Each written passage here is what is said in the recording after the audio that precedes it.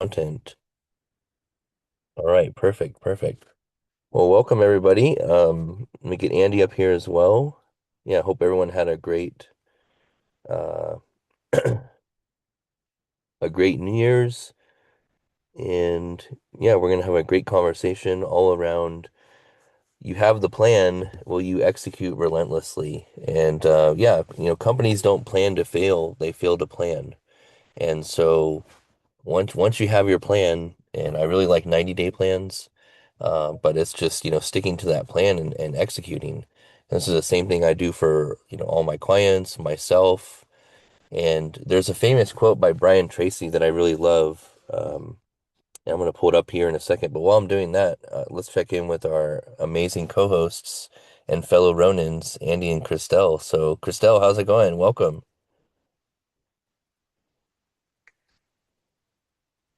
Hi, Happy New Year. I'm currently watching Romeo attempt to zip up his jacket. It's cold here, and he doesn't want my help. So, it's a thing. But yeah, Happy New Year, everyone. It's been fun hanging out with Romeo while he's not in school for the holidays, but being cold is a different thing. I don't know how winter parents do it, but I guess you make it through. He's like, playground, playground. So yeah, I'm gonna bundle him up and take him to the playground in Miami. It's cold. So much love, everyone. Happy New Year. Good to see you, Andy, Kevin, Antonio, Star Idris, and Justin. I hope you feel better very soon. I'm glad you're gonna take it easy this morning to spend time with your family. Yeah, thank you. A lot of love to you. Happy New Year. And yeah, get to that park, like, boys, they like to, I think it was Andy who said, run them out, let those boys, get out there, do their things and get that energy out. And yeah, he's got the best mom in the world, so he's in good hands. So enjoy your day, Christelle. Yeah, today I'm not gonna do any client work today. It's, I'm taking the day off, so just gonna be hosting the space, spending some time with the family, and then, we'll be hitting it hard again tomorrow. So, but yeah, welcome, Andy. How's it going? Happy New Year, man. Yeah, you're good. Yep. New Year. Today is the first day of the 2026, tracking segment of, whatever you're doing. And that is awesome. Congratulations. Everybody woke up. Everybody survived the night. Everybody survived 2025. And we have an opportunity to be awesome in 2026. That's just a number that they put on it. But I suggest to you that you don't fully take the day off. You're hosting a space. Check. You should do something for your business today. Check. No days off. Does creating content count? It's not me. Okay. Okay. Yeah. Yeah. I mean, okay. Listening to recording. That's the only way that you can help become valuable to other people's life. If I said, well, yes, of course it counts, I'm now taking the power away from him. I'm deciding. But if I said, you're the boss, what do you think? And he goes, oh, yeah, yeah, yeah. Okay. Well, I'm now reflecting back the authority that he has in his business. Not about, see, okay, tell you a dumb story. This is such a dumb, I love dumb stories because whenever I say that, by the way, that's me. I'm the dumb one. I used to say, okay, tell me what's going on and I'll fix it or I'll take care of whatever. When I do that and you tell me, you're giving me all that information. It's now mine. Okay. I'm taking it from you as a leader. If you say, okay, explain to us what's happening, explain everything. Okay, I'm going to have a bunch of questions. Explain what's going on, especially to me because I'm like a third grader. So explain it to me like you would to a young child or whatever. Now not only am I letting them keep the power of the information, but I'm now encouraging them to be the fountain of it. And as soon as they tell me, it's like, okay, cool. You know, I have some ideas. What should we do with this? If you could do anything, what would you do with it? Now, I'm not only am I keep letting them keep their information, I'm letting them keep the power of the information. I'm asking for them or for their advice. No difference in my behavior, no difference in the communication except for one thing. I used to say, okay, well, tell me about it. They would essentially then dump it into my brain. I deal with it. Then I would go do things I wouldn't tell them. They would wonder, what the hell's he doing? And worse, I used to explain to people what was going to happen. So they would disagree with what I was going to do. Then they would only tell me partially what they had. Then I would go take it partial information and try to make it better.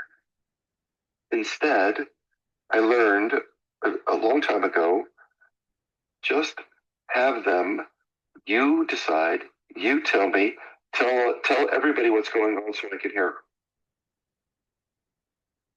They keep the information, they keep the power, they keep the control. They then become the advisors to me. So they feel like they have more value in my eyes because I need them. And I often will say it back to them slightly wrong so they can correct me and tell me how great they are again.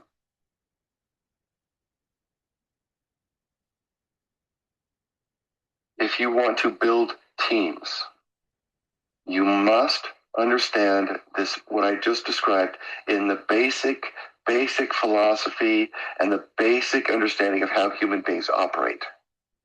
I never tell Justin, tell me exactly what's happening. I never say, Christelle, oh my gosh, well tell me. No, I go, well, explain it. What's happening? How's it going? What are you doing? Oh my gosh, is there anything I can do to help? Anyway, little tiny tip. And when you do that, okay, so that's what you do when you do it. They think they are valuable to you, therefore they become valuable to you. That's how you build great teams. They're awesome. They have important information. And when it comes time to share that information with other teammates, bring them with you. Okay, tell them what you told me. What do you think we should do about it? There you go. Little pro tip on a beautiful Thursday morning here on the first of 2026. I have a sense that you're going to be speaking a lot more about leadership, excuse me, leadership, obviously personal branding, but more leadership stuff as well, Andy, because you know, you're getting called in that direction more, like with your current client work and coaching and, leading teams, but also like coaching individuals on how to become better leaders. And especially with your book, which I purchased, by the way, I'm proud to say. So if you guys haven't picked up Andy's book yet, make sure you do. And yeah, I mean, I think it's a great topic. It's one of the most, more popular topics as because you go from solopreneur, and welcome Yvonne, good to see you, Danielle, VB, Antonio, Brandon, Brenda, great to have you guys aboard. Will just popped in as well. Thanks for being here, guys. Really appreciate it. Happy New Year. Please like and repost the space.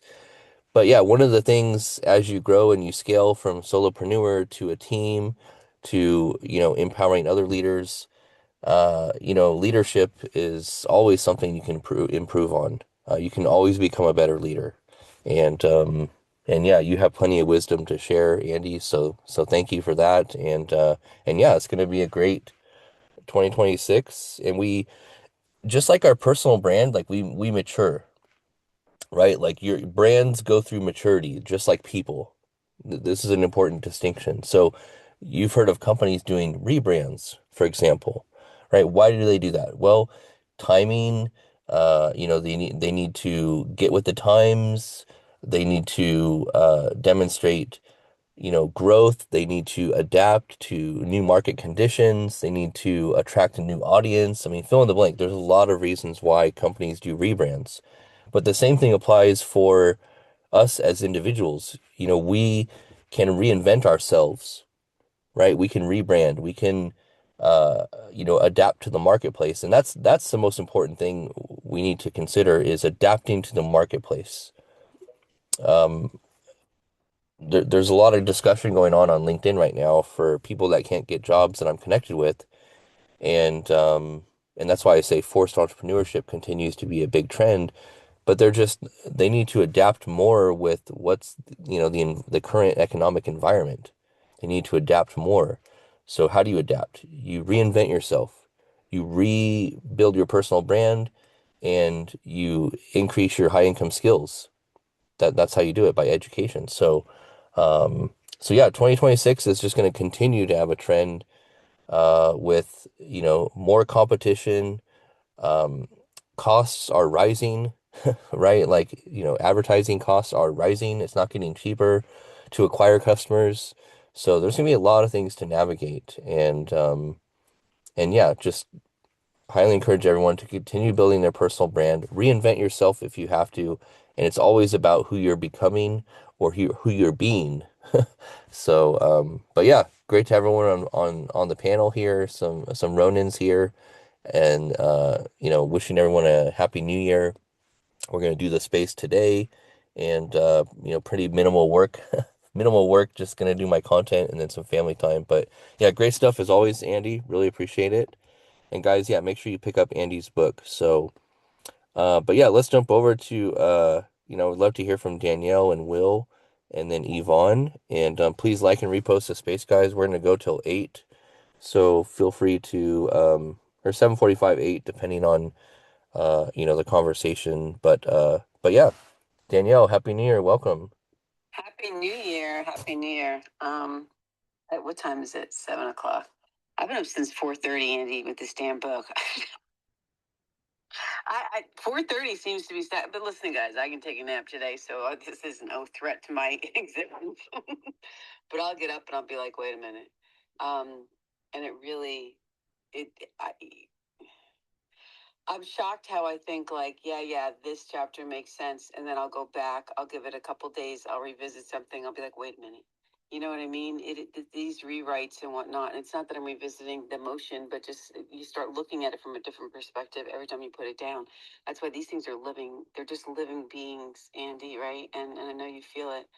And yes, I have to. I'll be. No, I don't have to. I get to with joy and commitment and friendship. Purchase your book today. So, yeah, still living and breathing this baby here. I'm very excited about like 2026. I mean, there's so many things that I had shared with you guys that I've turned the corner on, where a lot of the obstacles internally, with organization and whatnot, I just couldn't do it almost, right? It was a block. And today there's just more of a flow and an acceptance and less, I don't know, resistance, right? I have less resistance that I honestly didn't even know existed, to the degree that it did. It's so insidious, the little things that can hold us back. We can kind of name them, we can identify the emotions around them. But until we're like freed of them, with these tiny micro shifts that just happen over time, a lot of this shit just can't be rushed. Then we go, whoa, okay, that was it. Those were the blocks. But yeah, feeling good about it. Just a little tired because I've been in the world of George and all his problems in my book.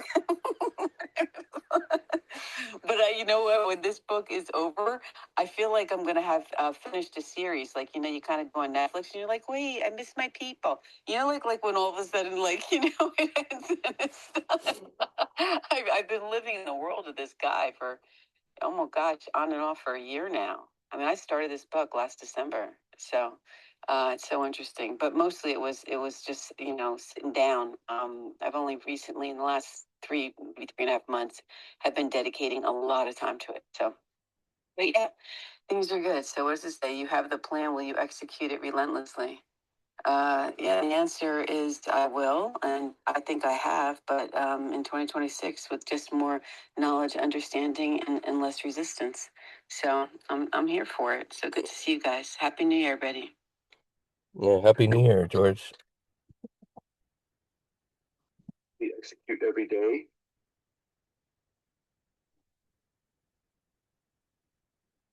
Wait, it was at the punchline, or you have one? I know your everyday ends in Y guy.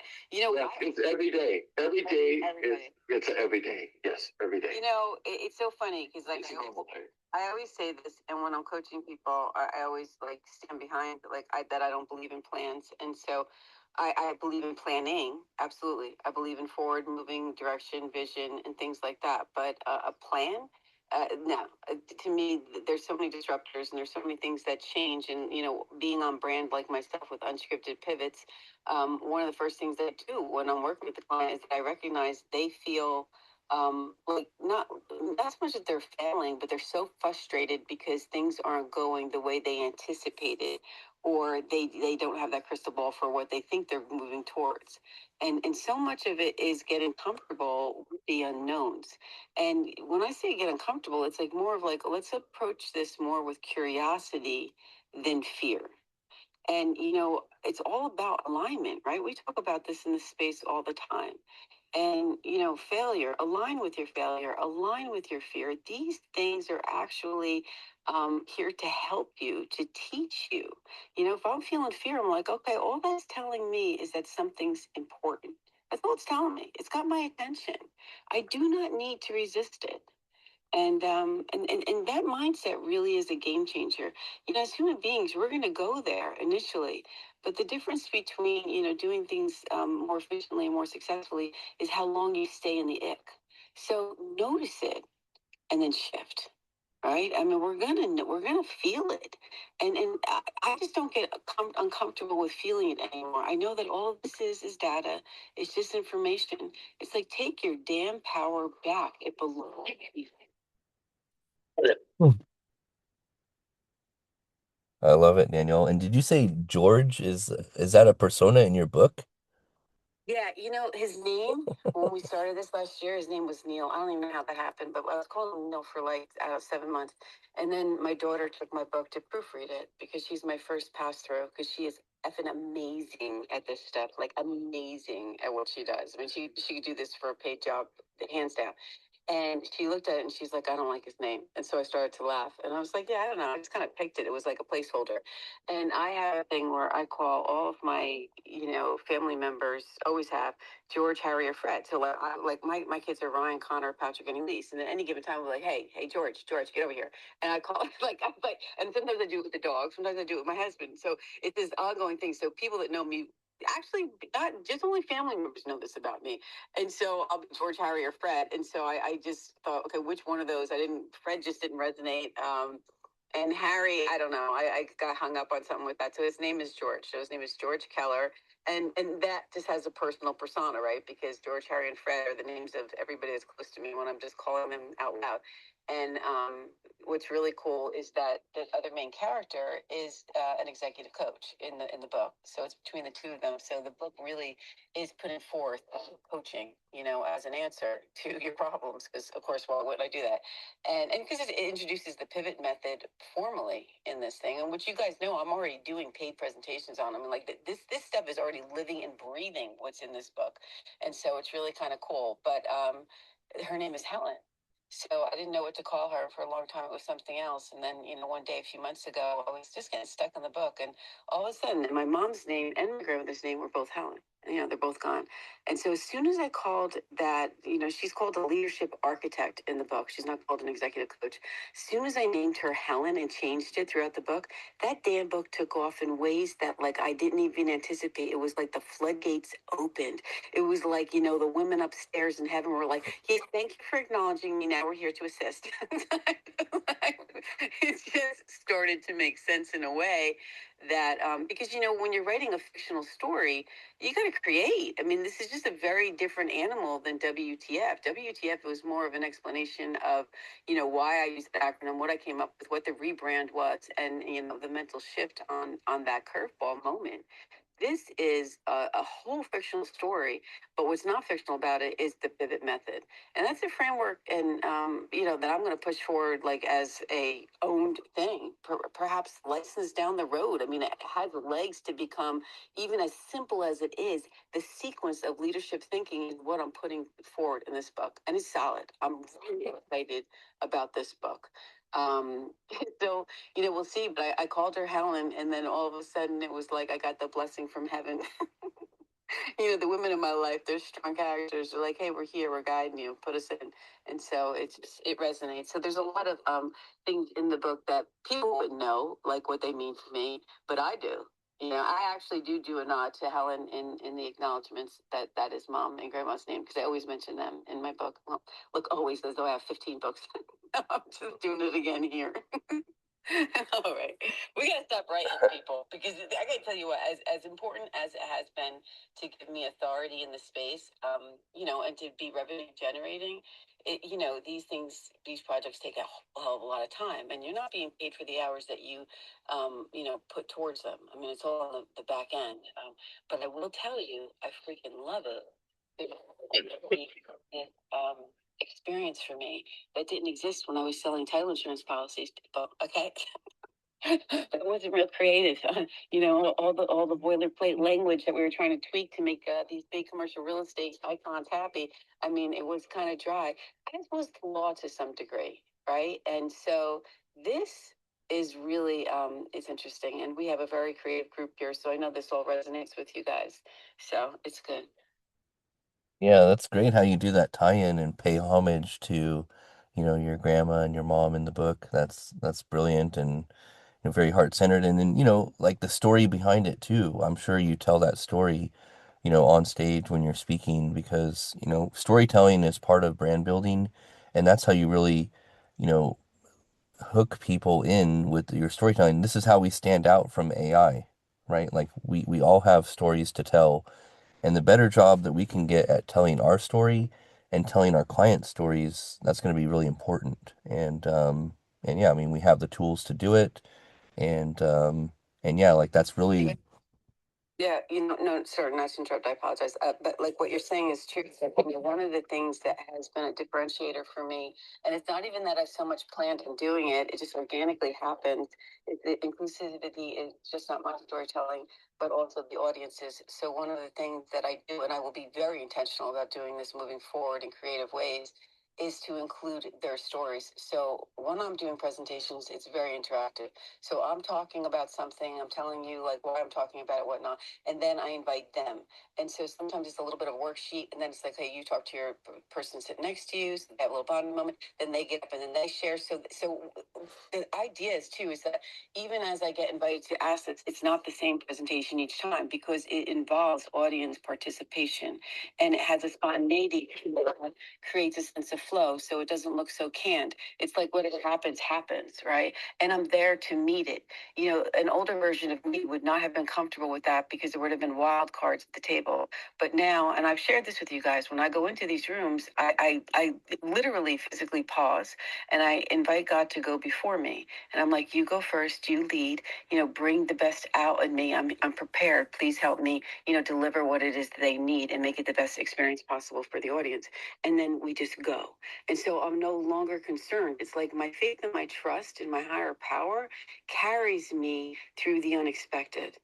And if anything happens where I'm like thrown off or something that doesn't go wrong, it's so on brand for me. I'm like, hey, people, we're having an unscripted pivot. We're having a WTF moment. Like you can just laugh, and the levity and the authenticity just resonates with the group because, nobody there really when we're on, when you're presenting, they're not trying to like, nobody wants you to be sabotaged. I mean, maybe there's one a-hole in the audience that wants to see you go down. I don't know. But mostly, when we're sitting in the audience, we know we're there rooting for the person doing it. We want them to succeed. We want to have fun. Nobody wants to see somebody like fail up there. And we have to remember that, right? So you just like, whatever happens, happens. But, it's really about staying present and in tune. And as much as I can see who's in the audience, I'm watching them, I'm feeling them, I'm trying to absorb their energy. That's why when I'm asked to do things that are virtual, I call it Hollywood Squares. So like, hey, would you do a Zoom presentation? I'm like, like, I don't know who the hell is on page 3. Like when you're looking at that kind of stuff, I'm sitting in the room, I'm not feeling the vibe. And I'm very much about absorbing the energy that's there. Like that's what lights me up. I mean, that may not be for everybody, but I have a much more, it's much more of a challenge to me to do something like that and present on a computer to a bunch of people, some of which are not even on screen, right? And now you're looking at names or you're looking at static faces. Like that does zero for me. That requires a level of skill that I'm still working on because it's just not natural for me to present like that. It feels awkward. I feel outside my comfort zone, but it is a necessity. It is one way to get more business and certainly get paid for it. And I'm gonna have to work on that because that's just not natural. Being in a room as much more like I don't want to use but it could be like a little bit disarming. I prefer it. I absolutely prefer it. I want to see you, feel you, smell you, talk to you. I want to look at your body language because body language is really, really important. And and I'm very highly intuitive by nature. It is a gift that I respect and I try to nurture. So I'm like checking you out, like in a good way. I'm taking you in, which is why I love coaching so much. Okay, I'm going to shut up. This is enough of this. I was going to say, let's let some people actually respond to you because you said so much amazing, amazing stuff. Um, Also, I just want to say hi to Yvonne and Will. So good to see you both. And I see we have John Carlos in the room. So good to see you, and Jason and Vivi and AVR and Precious and Antonio and Dab. Welcome everyone to the space. Please repost it if you haven't already, or you can quote it, something good like that. Support the space. Happy New Year to everyone. This is the first space of 2026 for the Revenue Ronin community. Yep. So I'm going to pass it right over to Justin. And then, Justin, I did want to quickly respond to something you said about storytelling, and then I'd love to hear from, Will and Yvonne. Okay, yes, thank you, Christelle, and thank you again, Danielle. Real quick, I just want to acknowledge um, Danielle's been putting in like 2 years of work to get to this point, right? So, and just a pro tip for everyone, and I know Christelle's been putting in a lot longer time too, than myself and many others. But the point is like it's gonna take a bit longer, but just don't stop that momentum that you're building up, right? Because once you stop, it's so hard to regain momentum. This is really critical.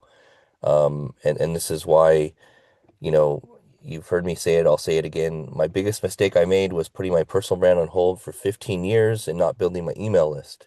My agency was doing great. My employment was doing great. Multiple layoffs, the average lifespan of a marketer is like 2 to 3 years anyways. So I knew it was, inevitable.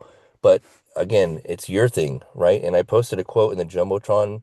I really want everyone to take note. It's by Jim Rohn. Work harder on yourself than you do on your job. If you work hard on your job, you can make a living. If you work hard on yourself, you can make a fortune. Income seldom exceeds personal development. So absolutely critical here. Your net worth is in direct proportion to your net worth, but also your self-worth. So it's incredibly powerful, and that's why I want to acknowledge Danielle for the 2 years of work she's put in, the 2+ years that Christelle has put in, and she's had over 100 people support her on Buy Me Coffee, right? That's not an easy task. So yeah, I mean, they're dedicated towards mastery, and so that's the journey here. So it's only going to keep that momentum's just going to keep building. So the takeaway for everyone is just don't stop the momentum building. So I'm gonna get some water now. Back over to you, Christelle. Thank you. Thank you. Justin is my personal buy me a coffee tracker, supporter tracker, because I don't ever see that number, so he's the one that lets me know. So thanks for letting me know that I hit 100. I had no idea. You all, I can't express enough like how amazing Buy Me a Coffee is, and I'm really excited because I'm for space, especially space hosts. I'm seeing it more and more in their bio, and it's so funny because they'll say things like, "I don't really know what to do with it," and then people just start buying them coffees, and they're like, "Oh my goodness, I don't have to do anything with it. People just have to know that I have it," and then they go to my bio and they just send me money because they're grateful for the value that I provide. It's really amazing. I don't know why more people don't have it in their bio. I recommend Buy Me a Coffee and your newsletter. Those two things are, solid. They won't go anywhere. Okay, so really quickly, and then I'd love to hear from, everyone else. I want to welcome Kevin to the stage and Goodness, and I see Cindy's here also, and Brenda. Hi, everyone. Justin, oh, and Lucia, hi, Lucia. Justin, you said something about storytelling, and I just have to give a super quick testimony about how powerful this is. I took a workshop a couple weeks ago here. It was the hero's journey, and she took each stage of the hero's journey and helped us map it to our brand and business. Crazy powerful, crazy powerful, because for me, what it did was it showed me, and Will, I already know Will's gonna like this because Will loves clarity. Will loves, understanding our identity and story and all of that. But what it showed me, what was I was missing these major parts of my story that I wasn't telling. Like, there are certain parts of my story I tell, but then there were these massive stories that had huge impact on me for how I started this entire journey that I just never tell. Why? Because they're dark and they're, you know, traumatic, and I feel weird, going deep like that on certain topics. But what I've been doing is I've been using my newsletter for that, because I can like lightly add a couple of paragraphs, to the beginning, and then go into the educational piece or whatever. So I just wanted to share that I started doing this on Monday. I started sharing my story all the way back to the beginning. Of my entrepreneurship journey, which is almost 10 years ago. I started 2017, and I talk about, how I made that transition. And so much of this space has inspired that. So anyways, I've been telling this story, and then I have people like Cindy who's here, right, or like Clark, and they'll be in spaces with me and then refer to my story that they read in the newsletter, or ask me questions about this story, and then it turns into this opportunity for discussion now for me to talk about my story in a way that I haven't been. And then on top of that, I've gotten two replies. I got two replies yesterday, which is a lot. It's hard to get a reply in email to me. I don't get a ton of replies on my newsletter, except for my friends. Like, Kevin will reply sometimes, and Ani or whatever, which is great. I appreciate that. But I got two replies from people that I do not know or recognize. I have no idea how they subscribe to my newsletter, and that. And both of them they just spilled their guts on how much value they've gotten out of my newsletter. And I had no clue. I had no clue. And I guess because I'm opening up more and I'm sharing more of my story and I'm going deeper, people feel comfortable hitting the reply button. And so now I'm having these back and forth conversations in email with people I don't know, but I'm setting up calls with them, and I'm going deeper with my community because I am sharing my hero's journey. So that's after this little mini TED talk, that's kind of where I want to land into the hero's journey. AI knows it well. You can just go into it and have it walk you through and map it in this way. And I'm telling you, it's so powerful. So yeah, thank you, Justin. I just wanted to share that after you brought up storytelling. Yeah, super powerful. The relatability factor with our stories is it can come from the most unknown places, right? So, yeah, I think as you learn to retell your story in ways that fill in the gaps, you're just going to have more opportunities for discussion and conversation. So, and that's what it's all about ultimately, is being relatable, and resonating with people in your stories. So yeah, thank you. Great share, Christelle. Love it. And yeah, sorry I'm like losing my voice here, but let's jump over to Will, and then we'll go to Yvonne, and then Kevin, and then we'll go to Lucia. Okay. All right, Will, over to you. Happy New Year, man. Happy New Year, Justin. Happy New Year, everyone. All the Ronins. Yeah, great conversation. Christelle, you had me nodding my head. I knew that you knew that I would be. And you made me think about it, right? Because, like, you guys have been saying we've been on this journey for like 2 years, and I started in May 2024. So almost 2 years. And it's so interesting as well, Christelle, that journey is one that mirrors exactly what I've done. Because if you guys remember, I started with the heroic brand, right? Be the hero of your story, or remove that NPC programming that's keeping you stuck. And as I came into the room, Justin, you were talking about the brand maturing. And I was just thinking about, like, how has my brand matured over the last 18 months? And as I started working with people, we went from heroic into identity shift, because that was the single highest and still is the single highest leverage point in behavior. Everything starts with who you are being. And now it's matured again, which is kind of what I'm wanting to answer the title of this space with. because not only do we execute relentlessly, we make inconsistency mechanically impossible. So we solve execution instability, because we talked about this the other day, and I think we've got Jason Barrett in the room. We had a great chat about this in your space as well, Jason. That these days, like now, you can get information anywhere. You can go to your LLM of choice and plug in, like you were saying the other day, Christelle, a 90-day Jeff Walker product launch formula. You can have that in 5 minutes. So information is no longer the bottleneck. Now it's execution. That's the bottleneck. The world knows what to do, but will they do it? And I was thinking, like, this is the problem I want to solve. So we're going to get better and better at doing that. I'll be better in 3 months than I am today. But yes, you have the plan. Will you execute it relentlessly? It's a question. And to Danielle's points, I love what you said, Danielle, about the fear, right? The fear is the only thing that we have to overcome. That fear. Because as I said this to the guys this morning, you're always heading in one direction. You're heading towards success or towards safety. That's it.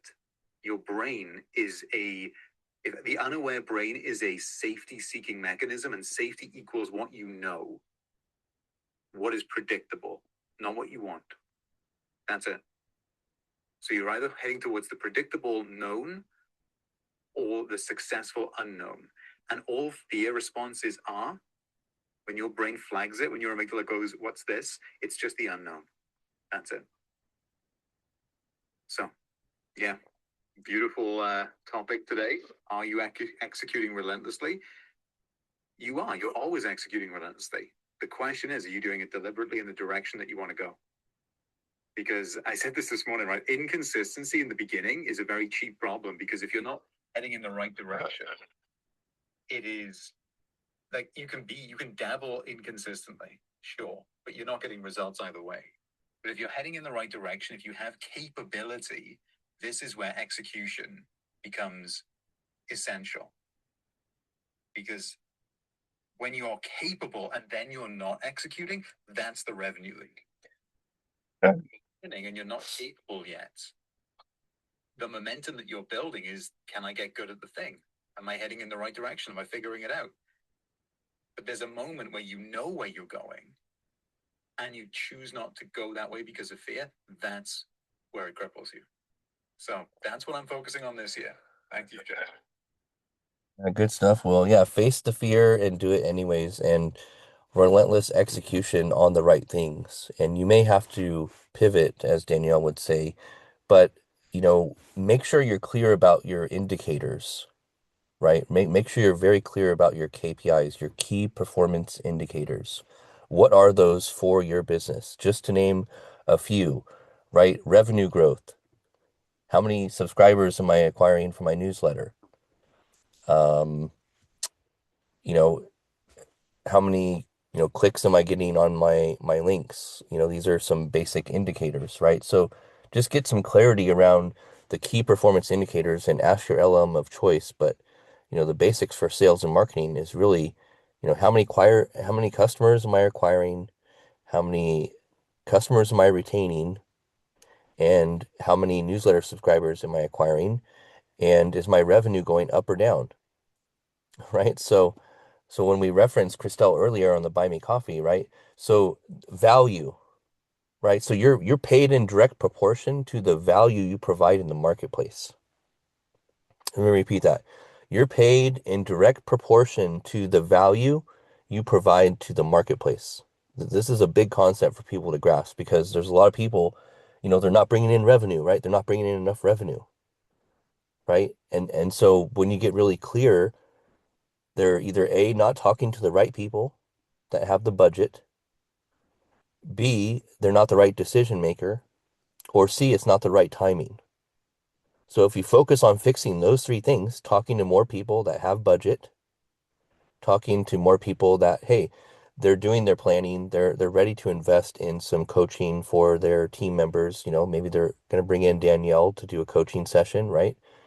Or, they're not the right decision maker, so you got to talk to the right decision maker. This is why when you go into calls, I always make sure when I go to any call Do we have all the decision makers here on today's call?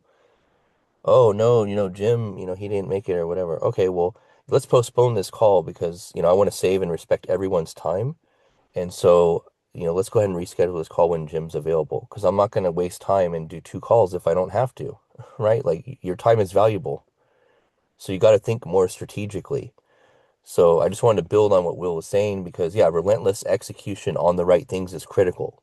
And where I see a lot of people going astray is they're executing on the wrong things very enthusiastically. They're relentlessly executing, but it's on the wrong things. And again, people have blinders on. So either you need to get some coaching, you need to have different perspectives. And this is why spaces are so popular because people come on stage on all of our spaces and they ask questions. Hey, what do you think about this? Let me run something by you. This is what I'm doing. Oh no, just change this. You need to be doing this. Okay, thank you. So very small tweaks. You already have the energy, you already have the passion, you already have the intelligence, you already have the skills. It's just these minor tweaks. And the same thing as I identified when I look at marketing stuff too. I look at the data. They're doing a lot of things decently, but then it's usually two or three levers I have to pull. And then once I pull those levers, then the revenue starts coming in. And it's usually people, process, and systems. That's it. So, so yeah, good stuff, Will. You stemmed some good conversation. But yeah, just make sure you're identifying what are your key performance indicators that you're measuring every single month. And the basic one is my revenue increasing or is it not? Am I getting more customers than I'm losing? That's a problem if you're losing more customers than you're acquiring, right? I've seen that too. It's like they're losing 30 customers a month, but they're acquiring 30 customers. So that's not a sustainable business model. You can't have a business that's growing if you're losing the same amount of customers than you're acquiring. It's not going to work, right? These are very basic things. So nail the basics, nail the fundamentals, and then from there you can start to scale and grow. And that's why, then you'll be getting 100 people to send you buy me coffee like Christelle because she's been adding so much value for years. So yeah, that's the takeaway. Good stuff. Well, let's jump over to Yvonne and then we'll go to Kevin and Lucia. Okay, Yvonne, how's it going? Hey, hey, guys. Happy New Year, everybody. Now, when I come into the space and you say, I see some Ronins, I'm like, oh, that's me. I'm one of the Ronins now. That's so fun. It's like a VIP inside club or something. I kind of dig it. You know what Yvonne, I feel like we've leveled up so much having you here. So I just want to let you know that. Oh my gosh. Thank you, hon. So much love to you, girl. I love everything that you share. Like, it's all of us in this group, right? Like, you know, with all these things, we can't do it alone, man. It really does. Even though we're all working on our own things independently, like you had even said in the space yesterday, Justin, right? That infectious energy, that synergy, those beautiful minds. I mean, there's a reason why when you have certain products, you have like 6 batteries in it instead of just one, because they build off one another. And we are like the same thing. That's totally from freaking Napoleon Hill and Think and Grow Rich. But yeah, I love it. You know what? I was curious. There are just so many things that I wanted to share.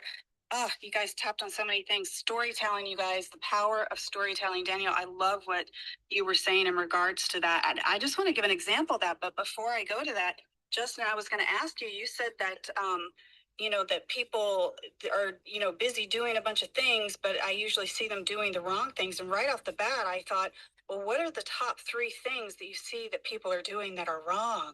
Like, I would love to know what you have to say about that, what you have to share, but I'll dip into the storytelling thing. I'm just going to give an example. Like when you watch something like American Idol or America's Got Talent, you guys, everything for me, obviously, because I'm in the entertainment industry and Hollywood, and everything kind of correlates with that in some form or fashion. There's always a relatable example in the business regarding that, and like a perfect example, even on Shark Tank for that matter, right? Like, but when you see somebody come on and they're up there, there are so many people. I like to think of like America's Got Talent or American Idol type things, because there are some people that come up on there, or even The Voice for that matter, and they have incredible talent, you guys. Like some of these people that come on there, I'm like, my God, how is that person not famous? How is that person not making records? Because their voices are so freaking epic. Well, part of it is timing, access to opportunity, right? And distribution, making sure that you're having public awareness about you. Because if you're just singing in a local bar in your small town, and thankfully now we have social media and technology, so you can literally post something even though you're doing that and go viral, and then people can discover you like worldwide. I mean, isn't that literally how Justin Bieber became discovered, right? Someone was recording him, posted it on YouTube, and then the next thing you know, they're like, wow, this kid is amazing. And now he's like a big star. But if you're just singing in like your local town or something, nobody's gonna ever know who you are. You don't have access to that wider audience. And that's what's so important about building your social media and doing all this kind of stuff. But I also equate that to when people come on initially, if there were like 10 people that just lined up and got up and started singing, right? And they all had awesome voices, especially when you see this totally relates to like casting and casting directors, especially when you see so many of them. And I've cast a lot of things myself. It really is true that you forget the part of the reason we have to have the repetition in the product that you're selling and with your audience, and to constantly be in the forefront of their mind by doing the newsletter and the things like that that we talk about in this space.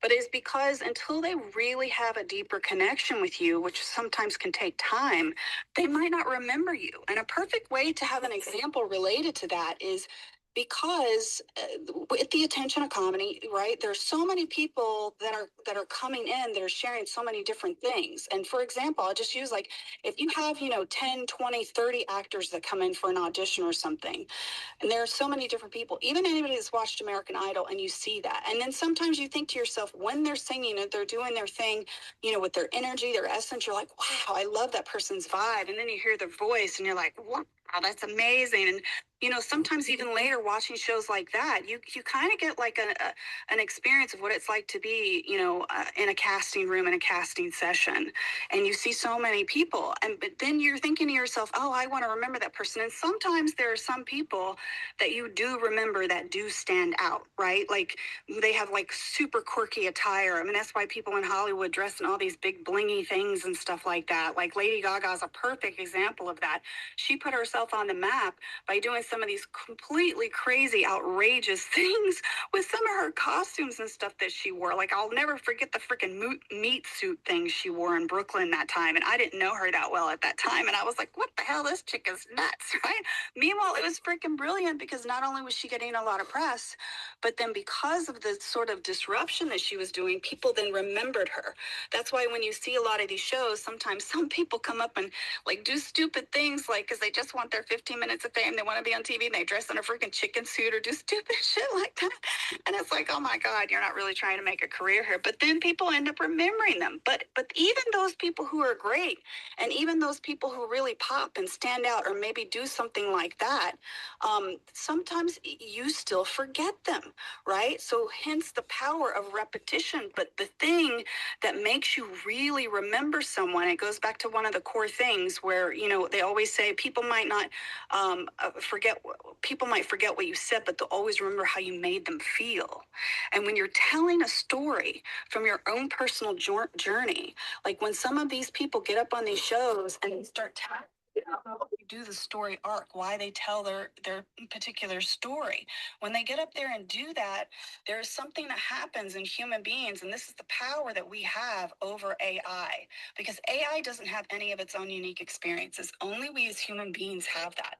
And that's something that's not ever going away. And we always want to feel that experience and connect to other human beings, right? That's why if someone tells their story and you're like, oh my God, or you get emotional or whatever, because you relate relate to that, or maybe you had someone in your family that had that particular problem. And then what happens is there is this connection, this internal connection that fuses inside of you related to that other person that starts that building process of the connection.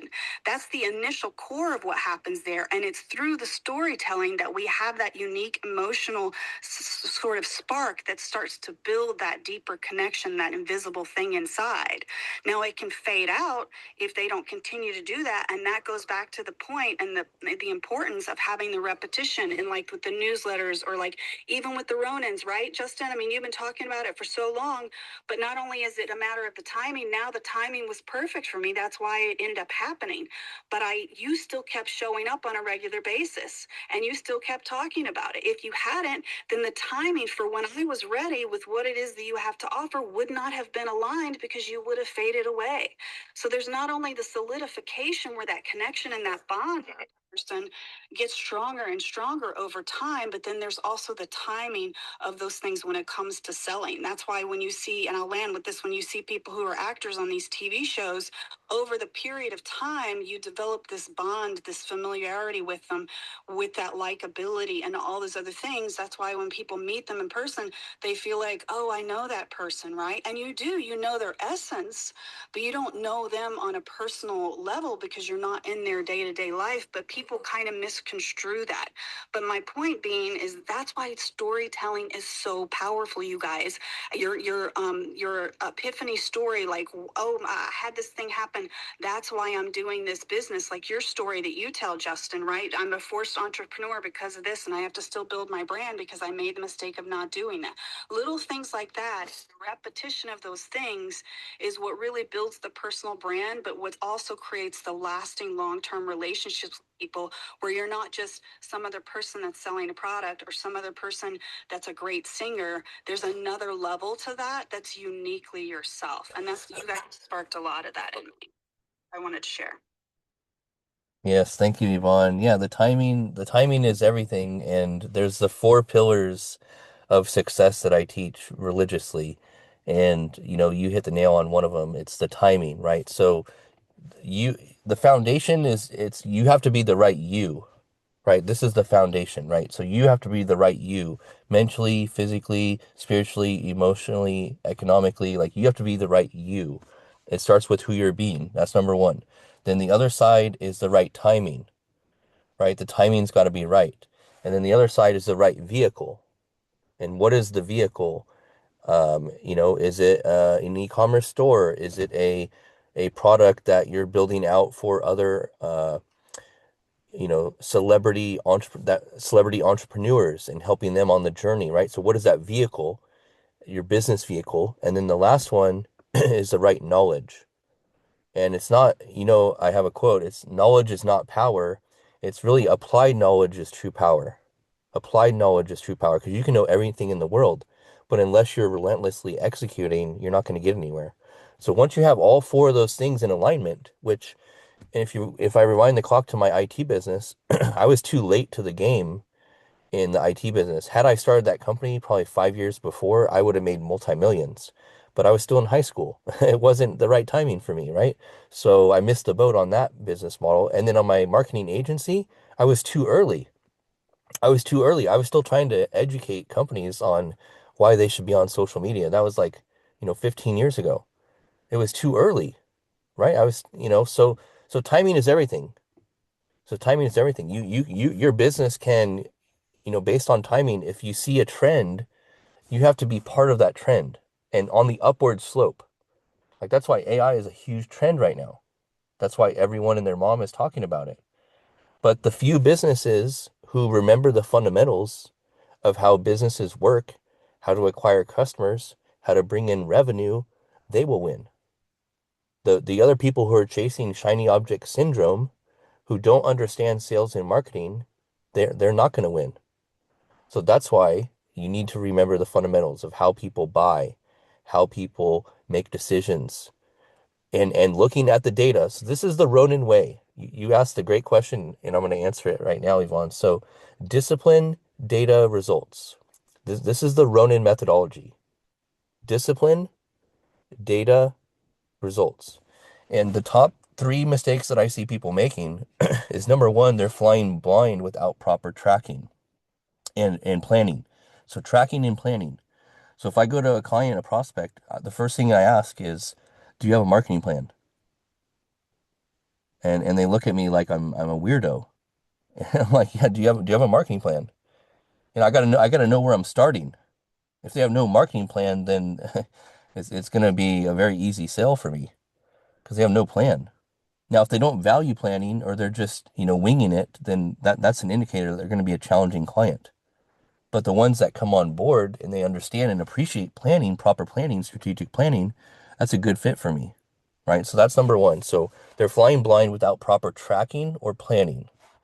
Number two is they have zero competitive intelligence, right? So they're not looking at what their competitors are doing. Like this is a big thing. You got to understand what the competition is doing. And this I'm speaking for my agency, like my marketing and sales agency. So that's the angle I'm coming at this. So once I understand who their top competitors are, I can get the intelligence I need. So intelligence is if I was to rewind the clock a bit, I would go into military intelligence. I love it that much, right? Competitive intelligence, military intelligence. I love it, man. I just it excites me. Because once I understand the competition, guess what I do? I find out the weaknesses and I exploit their weaknesses. Prime example of what I did for Peak Potentials training. T. Harv Ekker's company. Will love this one. Um, we were getting crushed on SEO, right? And we couldn't compete with one of our top affiliates. So what did I do? I leveraged social media. I built communities. And I took away all the traffic and business from him, right? He wasn't leveraging social media. That was the upcoming trend. So what do? I go all in on social media. I built Facebook fan pages from zero to over, two, 300,000. I built communities locally to dominate. And then all the revenue came to us. So the point is once you understand the battlefield, once you understand the weaknesses of the competitor, then you can take advantage. This is high level stuff, right? This is like stuff I've been doing for over 15 years, right? This is why companies pay a lot of money to work with me because, you're not going to find this out in an LLM, right? Like you need the wisdom that comes with Andy's expertise, with Christelle's expertise, with Yvonne's expertise, right? People need that. And then the last third one is they treat marketing as an expense instead of a revenue engine or an investment. So I get into debates all the time with CFOs. They see marketing as an expense. It's a line item. Like, hey, we spent this amount of money. But I have to do some coaching. I have to do some reframing with them and get them to see that marketing is an investment. If they want to be in business in the future, you better invest in marketing. You better invest in marketing. That's the only thing that's going to help them grow. And yeah, you can, be mindful of the expenses, but marketing is an investment. You're investing in the brand. You're investing in brand equity. And then you're investing in content creation. You're investing in systems. You're investing in people. You're investing in the tools, right? Marketing is an investment. So once they grasp onto that, it's all about getting return on that investment, which I can tell you 90% of companies that I work with, before they worked with me, they were wasting a lot of money on marketing, right? A lot. And then they work with me and then it becomes I put $1 in, I get $2 out, right? That's what you want. You want to be able to get to that point where you can put in money into marketing, you put in $1, you get $2 out. So yeah, those are some of the biggest mistakes on the agency side that I see. And yeah, the planning, the tracking, this is what I'm dealing with right now, where they have improper tracking set up, right? So imagine all the piping in a house and it's wrong. It's not functioning. So we have to rebuild the whole engine. And that's what I've been doing, for the last few years a lot is rebuilding the engines of these companies, the piping of their marketing stuff.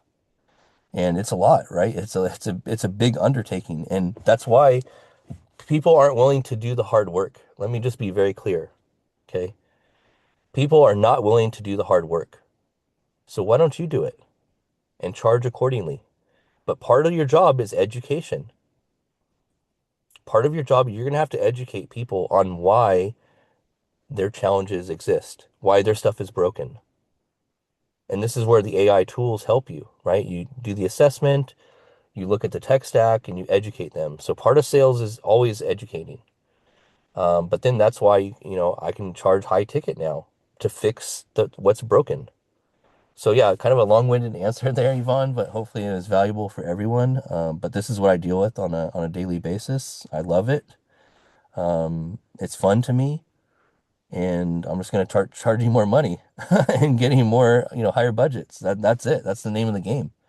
Um, and yeah, that's I'm committed towards mastery of sales and marketing. Like that's why we're in space every single day. Sales and marketing mastery, right? The two biggest business drivers. And once you get to that level of mastery, like sky's the limit, right? You never have to rely on a job again. Like that's the idea. So 5-year plan. We're heading into our third year right now of the 5-year plan. So stick with us, and thanks for being a Ronin, Yvonne, and everyone else on stage. Thank you so much. We got Cindy coming up as well, a new Ronin, and yeah, thank you, Yvonne. Any follow-ups before we go to Lucia?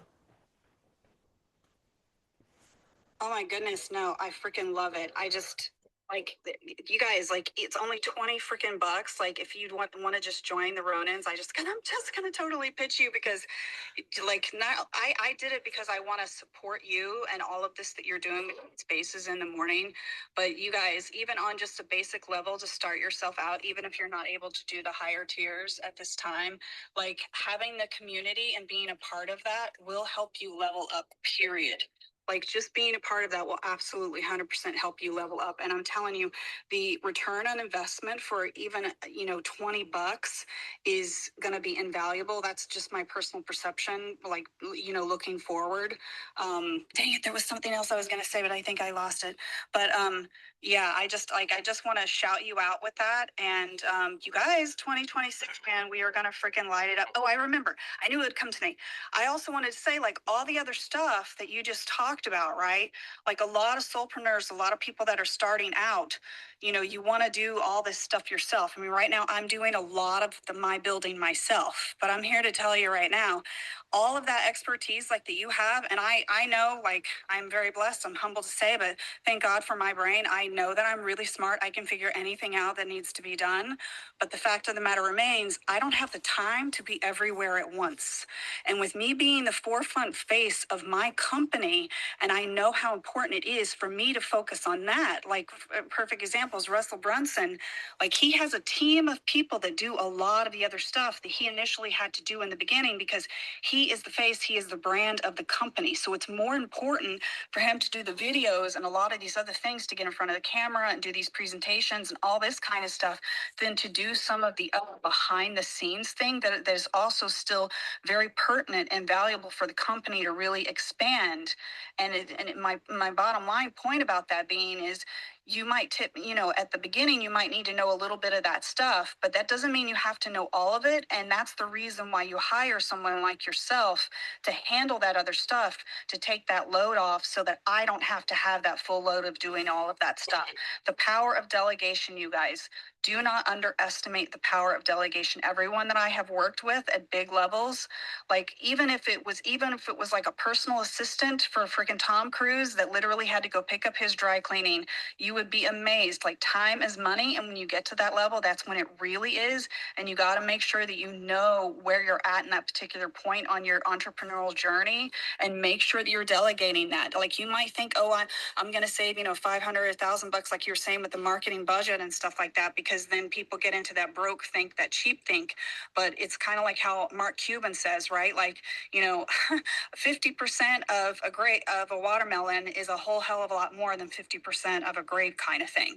And that's where you have to allocate not only your time and where you're managing, but where you're delegating things to, depending on what your vision is and how big and how far you want to grow with your company, and that really is up to you. And then I'll just say the pivot that with Will and his community really comes to what is your identity, who are you showing up as, what's your vision, who do you want to become, and truly understanding that so that you can have that target direction of where you're headed, and then you'll know how to delegate those other things as you go along, and being a part of a great mastermind community like this.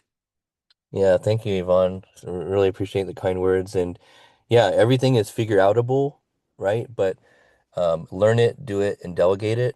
Learn it, do it, delegate it. And at least you learn it to the point where it's like you understand from a time standpoint of how long something can take. Because you don't want to get into a position where it's like, you're spending, thousands of dollars on something that would have taken someone that knows how to you do it with AI would take a couple hours, right? So you got to understand, and the LLMs, they give you great plans and exactly step by step what to do. But then there's also other variables you got to look at when they're tech stack. Well, oh, I didn't know it was connected to Facebook Business Manager, or oh, I didn't know they use Hype Fury, or oh, I didn't know they use HubSpot, or I mean, there's so many variables. I mean, I'm not even going to go down that path, but this is why, the LLMs will always need someone behind them driving them and having the full context picture and window of the full business and the tech stack, right? Because things get missed, right? Things get missed all the time, and I catch it all the time. So yeah, great points, and everything is figure outable. And so, and yeah, having a pocket CMO, like, you guys literally have like the Ronins and everyone that comes on Spaces, everything that you guys literally have a pocket CMO, pocket chief marketing officer in your back pocket. Okay. Like that's what you're getting. Like that's what you're investing in, right? I'm here for you, right? I want you to win. And I'm on this journey just like you. As Will says, I'm leading from the front, right? I'm eating my own dog food every day. Okay. So we're in this together. So keep showing up, keep contributing, and you will level up. And look at how much progress you make in 90 days, let alone 30 days. But look at 90-day sprints. That's the sweet spot. And so, yeah, thanks again, Yvonne. Let's go to Lucia, and then we're going to go to Cindy, and then we're going to go to Will, and then John Carlos. And so, yeah, good to see everyone. Okay, Lucia, over to you. Happy New Year. Happy New Year. Can you hear me? Okay. Yeah, you're good. Happy New Year. Welcome.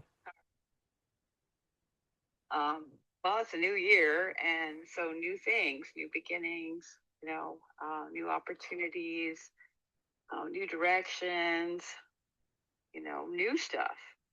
And so I kind of wanted to say today about like talk a little bit about New Year's resolutions and how difficult and how ineffective they typically are, because it's very easy to have a New Year's resolution and then within your next week, first 2 weeks of January, you're off the rocker with it. And then you start feeling bad or guilty, or it's like, I can't really do this. And so I don't make resolutions anymore per se, but there's definitely a difference between a resolution and a goal, because goals are measurable. You want to kind of measure out or measure them, and then also like make these small steps in order to be able to measure them towards a specific goal. So kind of like a SMART goal, right? I don't like to talk about SMART goals a whole lot, but they're accurate. I mean, you need that. You need to have it measurable. You have to have it specific, and all of that in order to move forward. So any resolution is just this blanket statement. I'm going to go do this, and usually that's not enough to get you into any sort of direction. So, one of my goals, I guess, this week is to continue that. This week too, but this year is to continue that little inspirational blog that I had started over on Buy Me a Coffee, and I might move it. Right now, it's staying on Buy Me a Coffee. Just every couple days, Sundays and Wednesdays, I try to put something out. Just some little inspirational statement. Yeah, well, little blog. I mean, they're not super long, but it's just little story. Like we talk about storytelling. Talk a little bit about something going on, and then find the inspiration within that activity, or just looking at the small things in life, because sometimes I think that gets lost in our bigger goals too, as we lose track of what are those little things that we see God doing in our life. And my blog is called Lucia's Lane, and it is a Christian based blog, and I use a lot of scripture and inspiration of the Lord, moving us forward in life, and just noticing the little things, right? So, storytelling, and moving forward with faith and light, and not forgetting about the light in your life, because you need the light. The darkness is always around, but the light walks us right through the dark. And so we just got to remember to walk with light and walk forward, and we're never alone. And community is part of what helps that. God is there to help us along, and the community we have brings us forward too. And we just know that we're never alone, and that's part of creating those little steps that takes us towards the goals we have. And so, blanket resolutions, no, they don't work very well. But goals and walking with the light of the Lord, and the community you have, now that makes a difference. So I just wanted to add a little bit of that inspiration for you all today, and wish you all a really, really happy New Year. Yeah, thank you, Lucia. Always great to hear from you. And yeah, I think you should definitely do the Beehive in conjunction with the Buy Me Coffee. And then also, for those who don't know what SMART goals are, so they're specific, they're measurable, they're achievable, they're relevant, and they're time-based. So yeah, really important. And then I also like to do, business outcomes. Like what is the outcome that I need to hit? If my goal is to make $25,000 a month by the end of Q1, what am I doing to make that happen? Right? So I'm reverse engineering the numbers. How many clients do I need? How many Ronins do I need? How many brand deals do I need? Right? Like I do the numbers, I do the math, right? So discipline, data, results. And then the last thing I want to say for you, Lucia, is I would even have a brand name for you, Lucia's Light, right? So Lucia's Light, that could be part of your branding. So yeah, I know you said Lucia's Lane, but I like Lucia's Light better because when you came in and you're talking about the light. There's a lot of darkness out there in the world. I think having Lucia's Light would be a good brand positioning for you. So yeah, thank you so much, Lucia. We got a lot of hands up. We'll go a little extra here because I want to give time for everyone here today. I don't have a client meeting. I don't have a team meeting. I don't have a tech meeting. I don't have a VA meeting. So yeah, I mean, now that I don't have any meetings, we can go a little extra. So hopefully everyone's okay with that. But yeah, I really hate to interrupt here. yeah, My go for it. apologies. I just wanted to jump in because everything you were just saying, fantastic. I actually named my son Lucian because Lux is Latin for light. So just wanted to throw that out there. Lucia, light. So I couldn't keep that to myself there. So thank you. Yeah, you jump in with that, John Carlos. You know you got privileges here. So yeah, the great one. Yeah, Lucian. Yeah, that's his son's name. So yeah, happy New Year to you, John Carlos. Always great to see you. And yeah, I definitely want to hear more from you. Let's go to Cindy, and then we'll go to Will, and then we'll go to John Carlos. Okay, Cindy, welcome, one of our newest Ronins. And I see Ben down there as well. Welcome, another new Ronin that got in the ranks. Welcome, Cindy. Thanks for having me. I'm super glad to be here, and I'm really, really excited to become your one of your Ronins. I'm here to learn from all of you.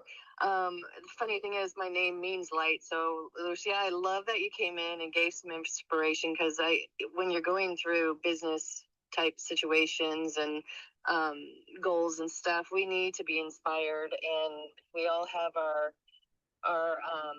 I think as a community, we can all come in here with different perspectives and different things that we have to offer each other. So I appreciate your inspiration. Yvonne, you really, really motivate me every single day. I love that you come in with such a upbeat personality. You just change my mood 100%. And Christelle, she does the same for me. She's always inspiring me.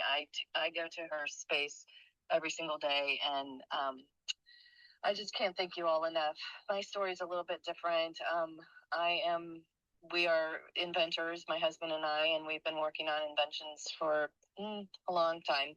We got our first patent in '88, so it's been a long road. We are just now finished with our second product that we are about ready to bring to market in 2026. We're testing it. It was in development for 3 years, so it was only supposed to take a year. So we had a lot of ups and downs and trials and tribulations, and I didn't ever think it was going to end, and it did.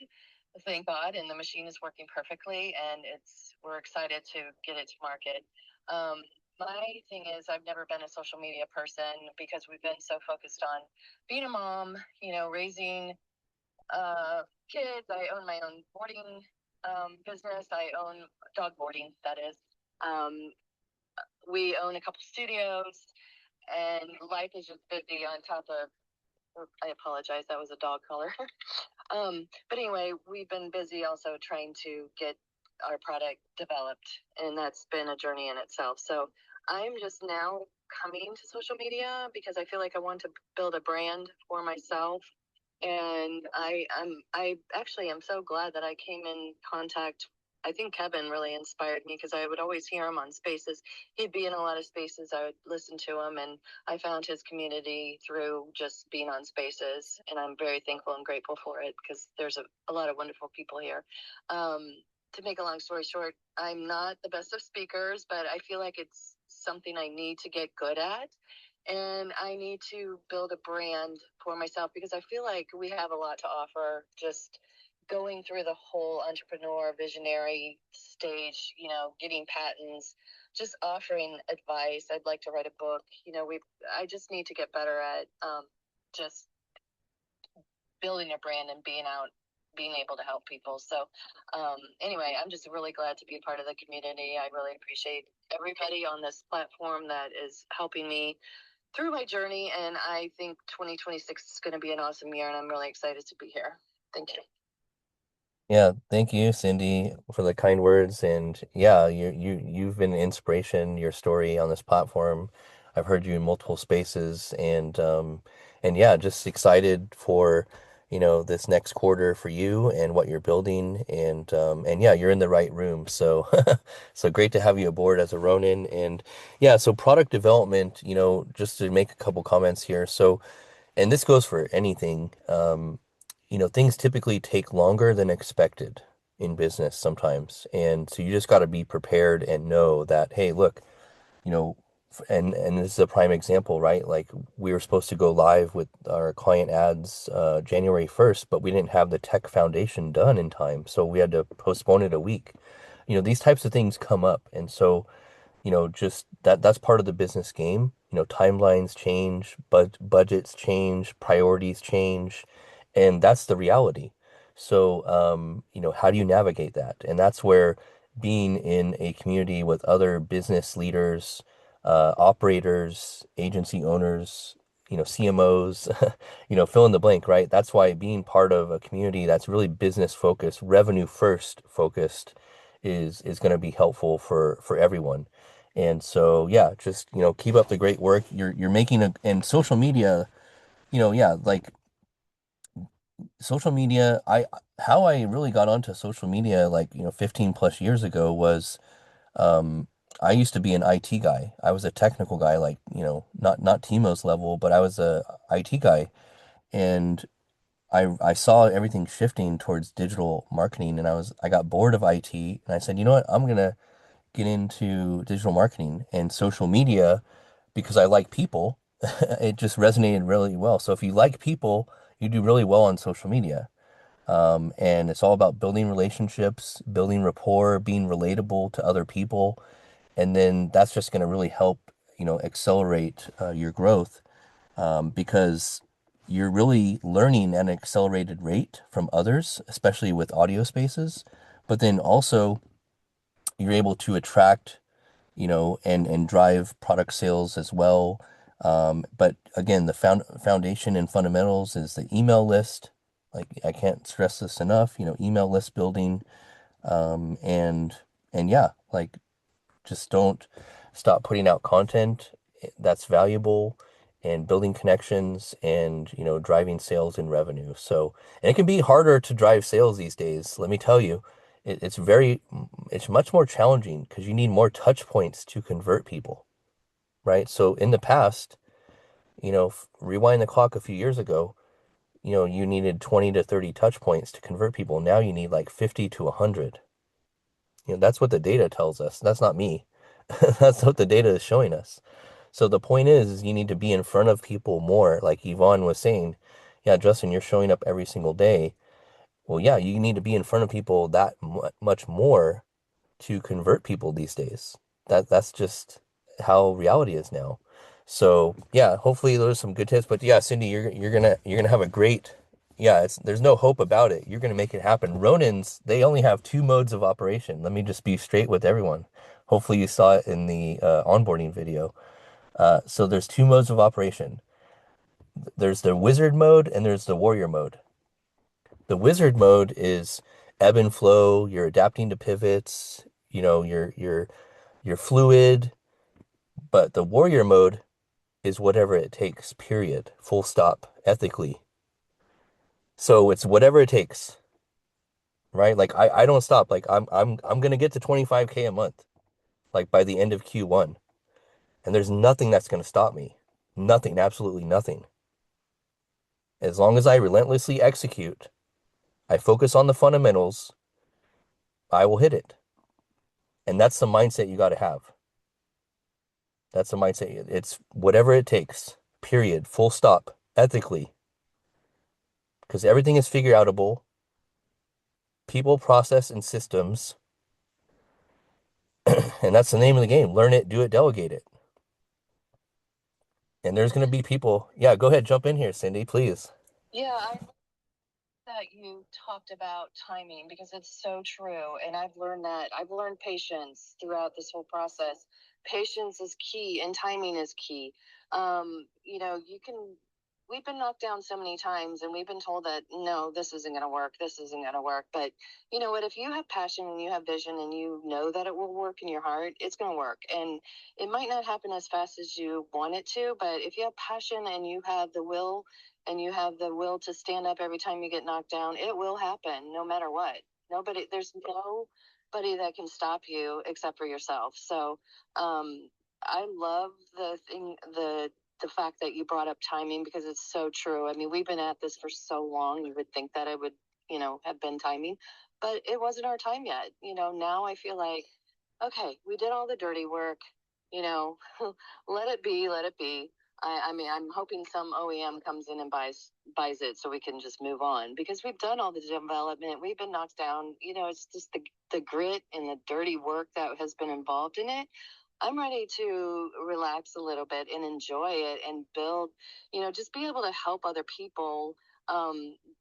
Maybe make it a little bit easier for them. That's really where my interest lies at this point because I feel like we're just able to, support each other and help each other. So thank you for mentioning timing and patience. And another thing too, you guys really, really hone in on the AI thing. Go in there and ask questions. It's really, really important that us as adults and, with experience, that we bring intellectual conversation to AI. So we are training AI to be able to answer questions for the younger, the people that are up and coming business people. So yes, it's very important to have those conversations whether you do anything with it, but at least put your input in there and let's train this AI to help others in the future. Yeah, great points, Cindy. Yeah, I love it. All right. Well, Thank you again, Cindy, for being a Ronin. And yeah, like I said, really looking forward to your growth here this quarter. And yeah, you're in the right room. So keep up the great work. And also as a bonus for all Ronins, I don't know if you guys know this, but I do a monthly Ask the Ronin Anything now. So that's like a lunch and learn where I'm on my lunch break. I have Zoom open. People come in and out, ask questions live, and so yeah, like all Ronins at all levels get access once a month to that. So take advantage of that, guys, because yeah, like take advantage of that. It's a bonus that I'm doing now, and so yeah, just please make sure you put that on your radar. Details coming soon on when the next one will be, and yeah. Let's go over to I think it was Will and then John Carlos, and then we'll get to the rest of the hands and then start to wrap up. So, all right, thanks, guys. John Carlos, over to you, man. Or who was next? Sorry. Will's available. He's definitely good to go. Okay, go for it, Will. How's it going, man?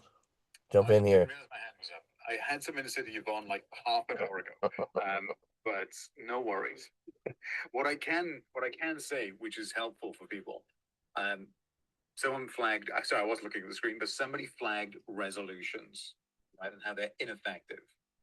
And I want to give you guys something because I've done a lot of study on this.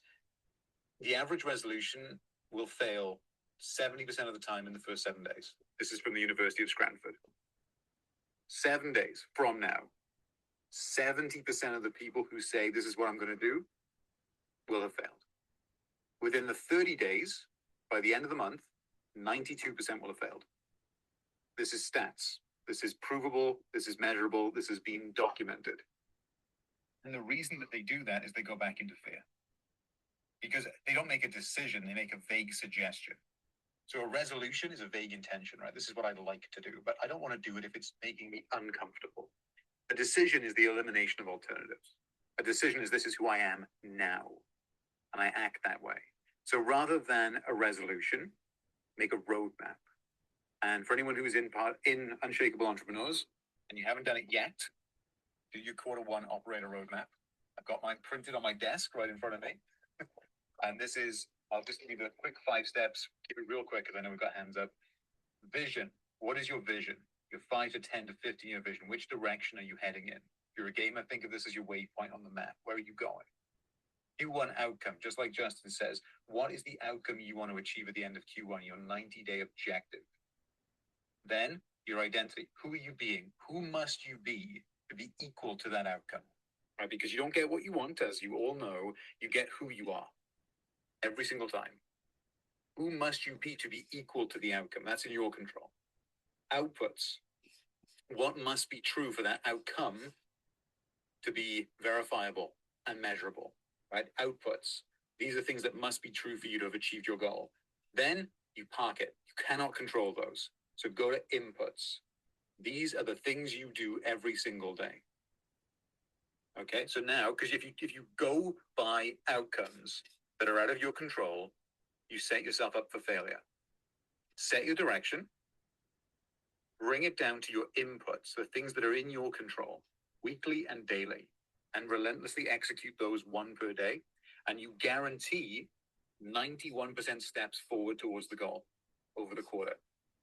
And will you 100% achieve your objective? No, it's not in your control. Many people have mentioned timing. Many people have mentioned circumstances. Things will happen that are outside of you. Markets will crash. People will change their buying behavior. You can pivot by all means. But what is within your control each and every day is who you are being and what you are doing. That is your only locus. So rather than making a resolution for an outcome that is not within your control, measure what is and commit by making a true decision to that every day. And you guarantee consistency. So I'll leave it there, Justin. Yeah, the commitment part is, yeah, that's a big one. And I will say, if you need help, if you want someone to keep you in the ring when you want to quit on yourself, check out what Justin and I have put together for you.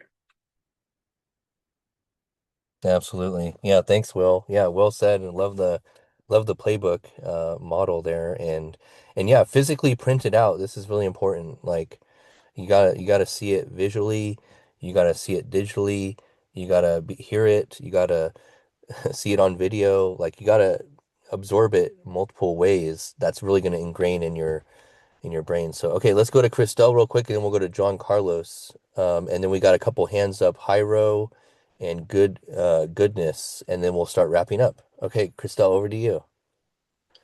Yeah, I just wanted to do my final words really quick because I'm here at the playground with Romeo. Eat and yeah, it's going to be a good day. The weather is absolutely gorgeous now because the sun is out and it's nice and cool. Okay, so I'm gonna make this quick. He's like climbing like a big boy, which is amazing. So, but yeah, much love to everyone. Happy New Year, and again, thank you, Justin, for hosting these spaces, and Andy, and thank you to all the speakers. I'm not going to be doing spaces while I'm with Romeo. So I'm not going to do a space today, but I'll see if maybe Ani will host one at 2 p.m. and then I can co-host. But I will be back to hosting spaces 2 p.m. Eastern tomorrow. And then, yeah, if you haven't subscribed to my newsletter, I would love for you to do that so you can read the story that I'm telling right now, learn a little bit more about me and my journey to getting here, which has been very interesting. So, yeah, thanks, Justin, again. Much love, everyone. Yeah, much love, Christelle. Thank you. And yeah, guys, I was one of the first ones to join Christelle's paid community, like, 2 years ago or whatever it was, a year ago. I forget, but yeah, I mean, I'm so happy I did because yeah, she's been just a gem on this platform. And so thank you again, Christelle, and thanks for co-hosting and enjoy your day with Romeo and the sunshine there. And we pay the sunshine tax in San Diego, so you guys don't have to when you come visit because it's very expensive. Ask Yvonne, ask Andy, ask Danielle. We pay that sunshine tax, so you guys don't have to when you come visit. So, okay, let's go back to John Carlos, and then we'll go to Hyro and goodness. Okay, John Carlos, over to you. Sorry, man. Yeah, thank you. Happy New Year, everybody. I actually kind of want to echo a little bit of what Will was saying. Looks like he left, but fantastic stats that he dropped there. I have no contributions towards that, but I'm guessing that he's probably right on that. However, me personally, I've always had a kind of personal issue with the resolutions because, like, I just saw it. Like, I didn't have to see a study or know the numbers. I just physically saw it in my friends, my family, and the people that I knew and respected growing up as a kid. Even like, okay, you just told me that you had these 12 resolutions, and it's already May, and you've done said whatever to all of them. So for me, I just kind of as I grew into an adult, I was like, all right, well, instead of just complaining about this, how can I be more proactive about this, and what a strategy do I want to develop and employ? And my strategy and what I've done for the last 10 years, because I'm a huge obsessor over continuous improvement, is I simply make one change improvement per week. That's it. But that gives me a minimum of 52% increase in performance every year. And that's the low ball, right? Like that's literally, I'm just making one small improvement or sometimes a large improvement per week. That is it. But that is 52 opportunities that I can control and either go for a low effort or a high impact. It doesn't matter. It's still an improvement, right? So even that 1% improvement, technically by the week standards, it might be 100% improvement month over month. It just depends on how you divvy it out. So that's my perspective on that. I just simply think that you should take every week to identify what component in your life or even in your own personal development improve. So whether it's your internal environment or your external environment, pick one and just make a small improvement. And if you do that every week consistently, do it for 5 years, you'll never think back to a resolution ever again. That's just my opinion and obviously my experience on that. Yeah, well said, John Carlos. And that's why personal development is all about continuous improvement. And yeah, that really resonates with me. And yeah, like same with marketing campaigns too, is it's all about continuous improvement. So I've literally launched, over 1,000, marketing campaigns, right? So you learn from every single one that failed. And not every campaign is a success, right? But you improve the next time and the next time and the next time. So if you have that grit, if you have that attitude that John Carlos talks about of continuous improvement, you will level up. There's no question. Like it's not even a question. You will automatically, and then that's where you're at the next level is success becomes automatic, right? Success becomes so automatic because it's ingrained in you now. You've been doing it so long, you've been practicing so long, practicing the craft where success becomes automatic. Some people call it the Midas touch. It's the doing that makes the difference. The doing, action. So you become something, you do something, or you think about something. It doesn't matter. Listen, you can change your life if you just do the things. You don't want to get in shape. Go to the gym every day. Do the exercise they tell you to do every day, and then come back and tell me how you can't get in shape. It's impossible if you go do the work. Do the work first. If you're going to focus on anything, only focus on doing the work. That's it. You don't need a resolution. You don't need anything. Just commit to or decide and commit to just doing the thing, and do something little, tiny, and small. Like Will used to say, go to the gym, touch the back wall, and leave. Okay, he would go touch the back wall and do a workout and then leave. All his goal was simply show up, touch the wall, right? Yeah, 80% of success is just showing up. That's 80% of it. The other 20% is execution. So, yeah. Well, good stuff. Thanks, Andy. And yeah, we're gonna go to goodness now and Hyro for a minute, and then we're gonna do final word. So get ready for final word. We're gonna go to Danielle, and then John Carlos, and then Yvonne, and then Andy for a minute each, and then I'll close this out. So okay, goodness, Hyro, you guys got 1 minute. Okay, goodness, over to you. Thank you very much. Good evening. Special shout out to Justin, Andy, Yvonne, John Carl, Jairo, Daniel, and every special running here. I really appreciate you guys. And I've been listening and learning so much. My notes over here is almost filled. And so I have some personal thoughts that I would not like to forget. And I believe that it will be helpful to a lot of runnings to remember, especially that you have to execute relentlessly, not just the planning or not just showing up, but actually doing the work. But to do this work, so that's three things. And the first one, of course, the most important thing is execution. The other thing is you have to have clarity. You need to know what you are executing, because sometimes one day you are in the gym, the other day you are talking about blockchain, the next time you're talking about AI slope, and what are you really selling? What exactly are you selling? So you need to zero in on that. And the last thing I would like to just add as I wrap this up is whatever you are selling, whatever it is you decide to market at the end of the day, you have to believe in it.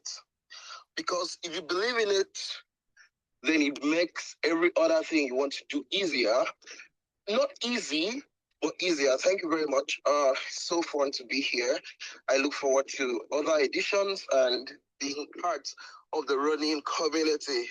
I remain goodness, Bakara. Yield the mic for now. Thank you. Yeah, thank you, goodness. Wow, you're really well spoken there, and greetings to you in Nigeria. Thanks for checking in. Yeah, really loved your share. And yeah, like on the sales side of things, like you can't, and this I want to speak directly to Ben here because he's a new Ronin, and he's facing this right now like we all do. You can't have someone else sell your thing if you can't, right? So you as the founder, you as the entrepreneur, as the Ronin, you got to be able to sell your thing before you can have someone else sell it. This is really critical. And ideally organically. Before you move to paid ads, you need to make sure that you can organically sell your offer. And that includes picking up the phone, in-person networking groups, fill in the blank, right? Your email list ideally, right? Your email list. So if you're not able to convert people organically, then you're going to have a hard time bringing on a sales team. So really focus, and this is, I've been here, right? I've been down this road myself many times. How I was able to sell 400 clients in my IT business was I sold myself. I built trust. You have computer problems? Great. I can help you with that.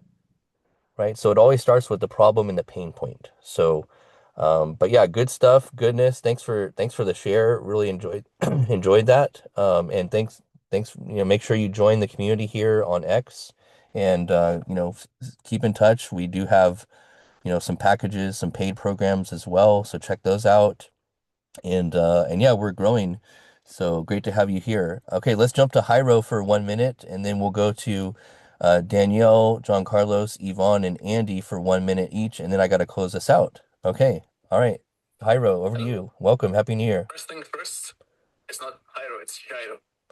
Gyro. Okay, sorry about that. Thank you. I'm going to echo a few things and add my own. So, one thing I was talking about earlier, maybe a little 2 days ago, was how resolutions are a problem. They actually make us give up and not really try.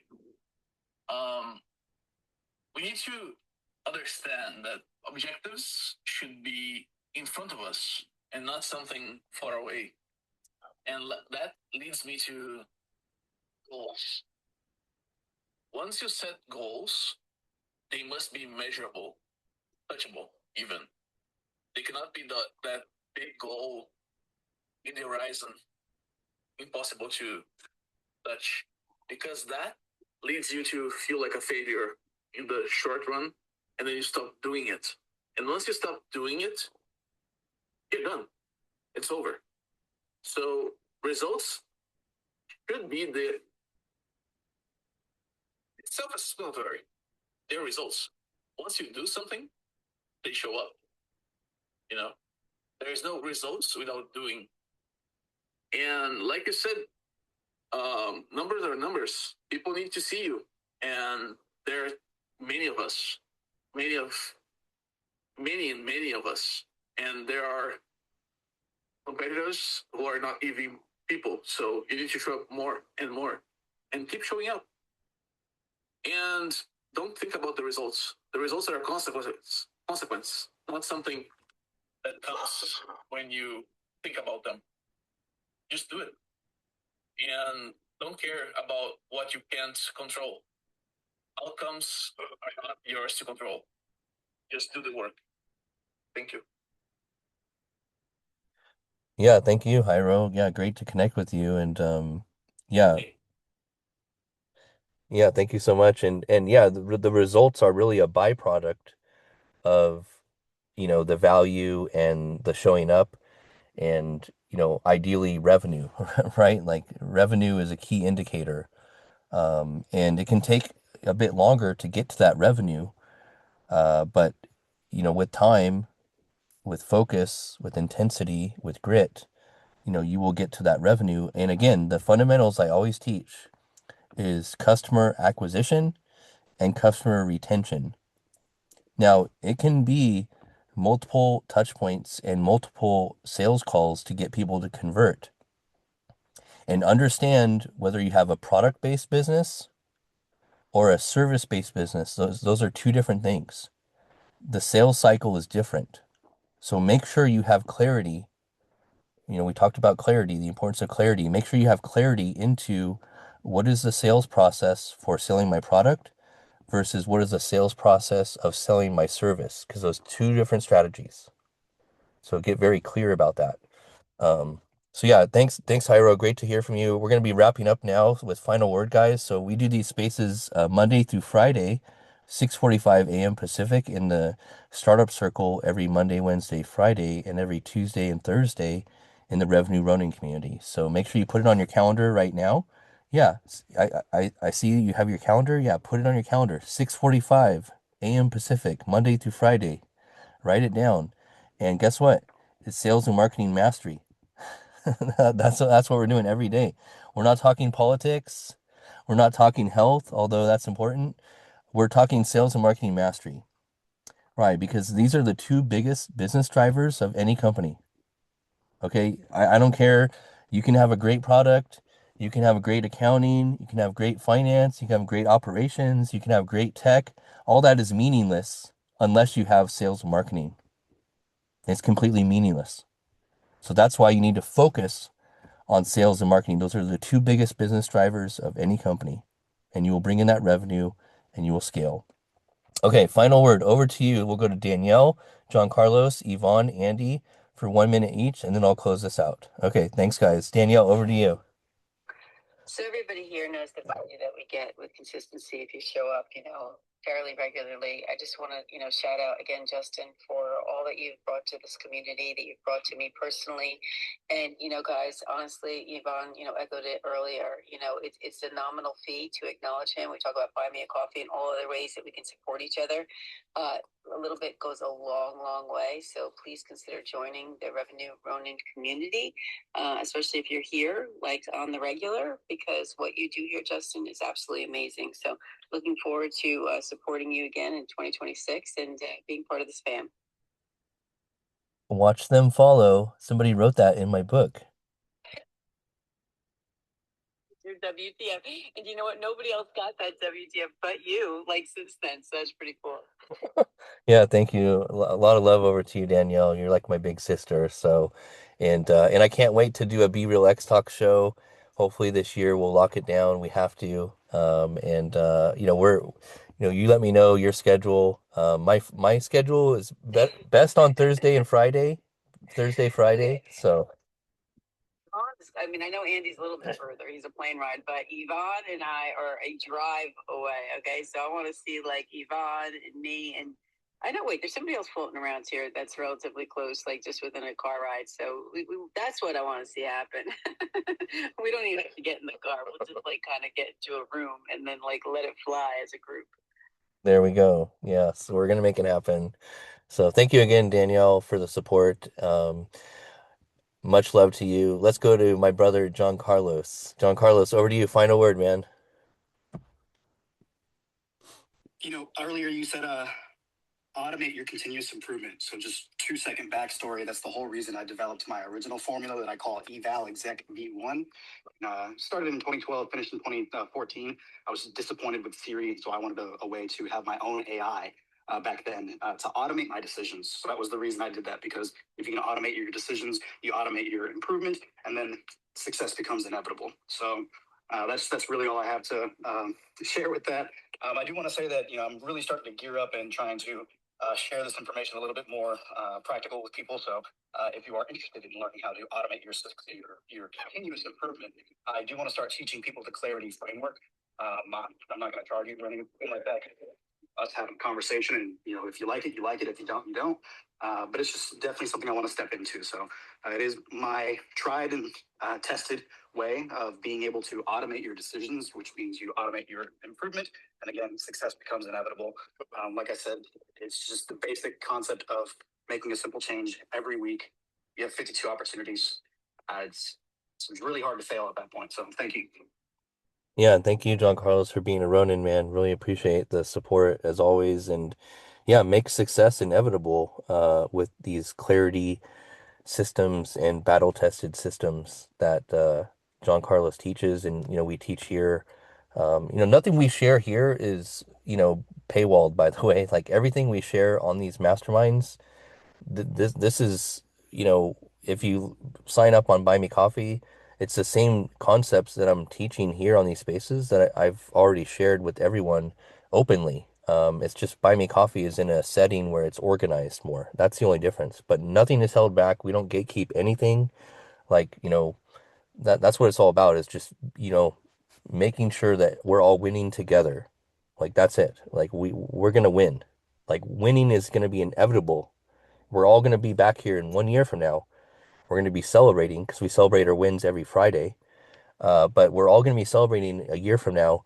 Wow, remember that space we were on, and we were just on the journey, and success is going to be inevitable. That's it. So, all right, great stuff, John Carlos. Let's go over to Yvonne for final word, and then we'll go to Andy, and then I'll wrap us up. All right, thanks, guys. Oh my goodness, I love it. You're doing by the way, that is a technique that I learned from Neville Goddard. When you, in the present moment, you act as if the future is already now, right? Because in the divine plane, everything is always now. It's not I am going to be, it is I am. And one of the tools that he uses is in the present moment, you say, I remember when, and then you claim the thing that you were aiming for, like in 6 months or a year or whatever the ultimate goal is. So I love it. Like you literally are speaking that into being, doing the exercise. It's fire.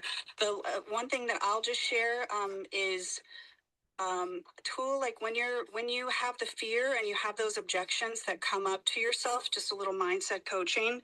Um, Sometimes, you're like, oh, what if this doesn't work out, or what if it doesn't go right, or what if I make a mistake, and right, and the automatic default for human beings, it's part of our Achilles heel. All of us have it. Until you like reframe your mind to have the habitual thought process otherwise, which can take a long time. And even then, still you can slip up. So when you have those moments where you're kind of like, what if it doesn't work, which can be a hindrance to you moving forward through the fear into the action. And the fear, by the way, is literally just a signal to yourself that you're moving past your previous comfort zone. It means that you're expanding and you're growing. That's why you're feeling the fear. If you understand that that's what's going on, then you can literally consciously say to yourself, well, you know what? I am aware of this. And therefore, since I know that that's what it is, and I do want to grow, I'm going to move forward. But a really beautiful tool that I love in regards to that is super simple is when you hear the thought in your mind, or the fear comes up or the worry or whatever, you think, oh, what if it doesn't work out, or, that kind of thing. Immediately have that awareness of yourself. It does take practice, but that's why these are important to have these reminders, and think to yourself, what if it does? What if everything does work out? What if it goes amazing? Right? Like we automatically default to the what if in a negative thing. But if you learn mindfulness practices like this and you have that awareness, then when that comes up, you are the one who is in charge of deciding, yeah, but what if it works out? What if everything goes great? And then what happens is you're reframing that. And then your thought process, instead of the domino effect of what if it doesn't work, then you start, because when you're in thinking and that, you'll have all of these thoughts that are in alignment with that what if it doesn't work out fear type based thing.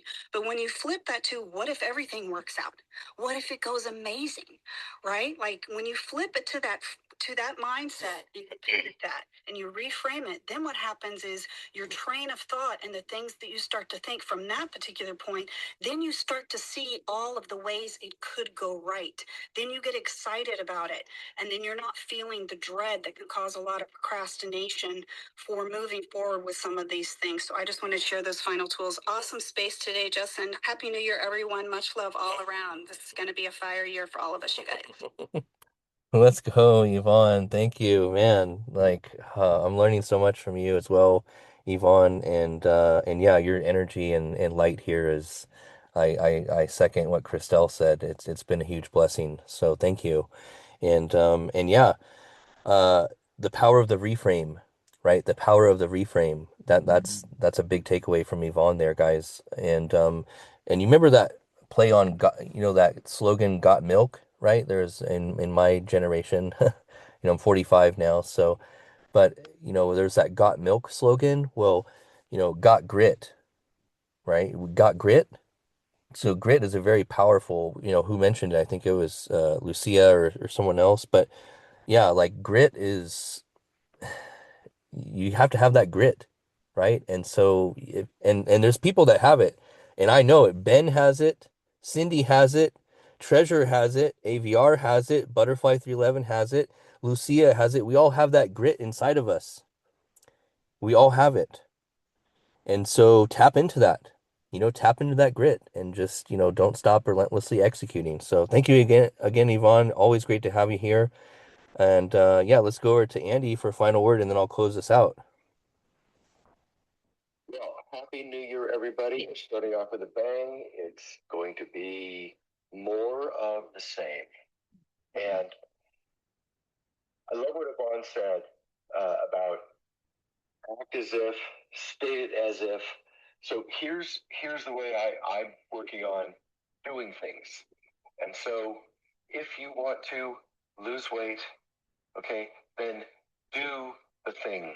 If you're going to clean the house, go do the thing. But here's the easiest part. Start with like one sock drawer, one bathroom drawer. You don't have to.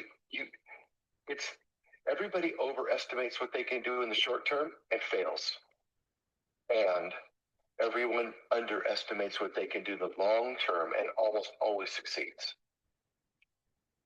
If you think about it, There was a point in time when you wanted a car, you didn't have one, and now you do. Maybe you have more than one. Maybe you've had more than one car. You, at some point, thought, man, I really wanted a couch. I could go on and on and on, the dumb example, but the point is, you already have the success. You're sitting on it. You're wearing it. You have it in the jewelry box. You've got it parked outside. You've got it in the bank account. You already have the success that took the years to get to it. Nothing stopping you from imagining that future state that you want, and then just taking those small steps every day towards it.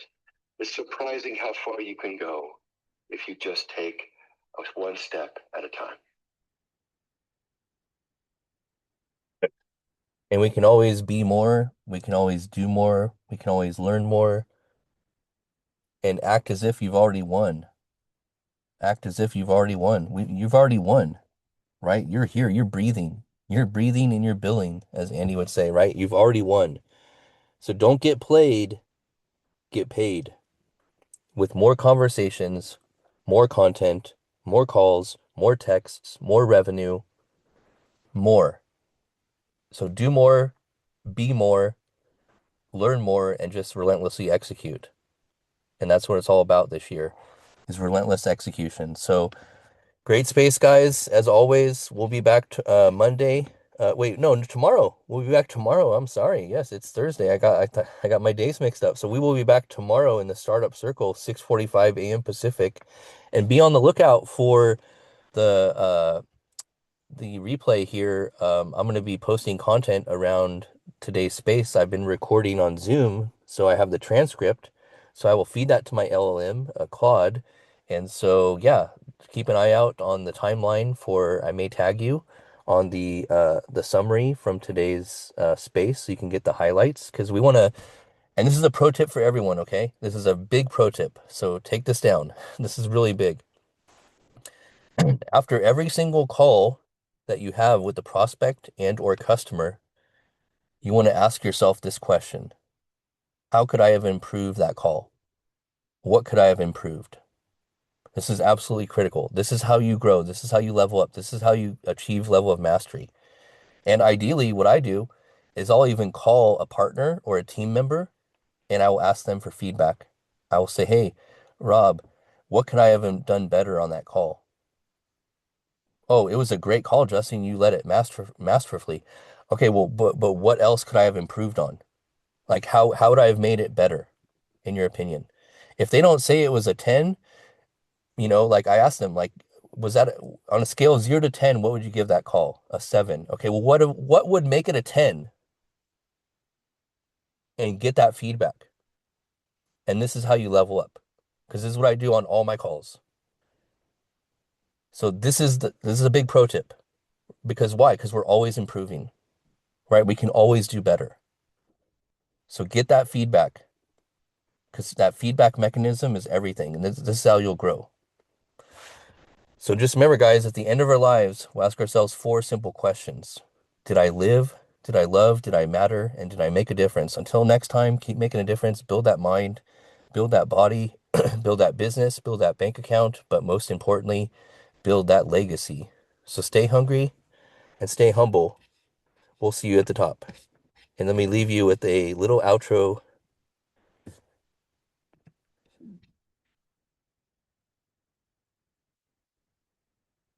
In a world of uncertainty, the Ronin stands apart. A master of sales and marketing who answers to no one. Forge your own path. Create your own success. 1,000 leaders.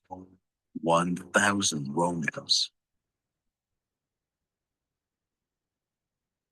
Will you be next? Join the revolution now. Step into mastery at therevenueronin.com. All right, we'll see you tomorrow, guys. Much love. Crush it today.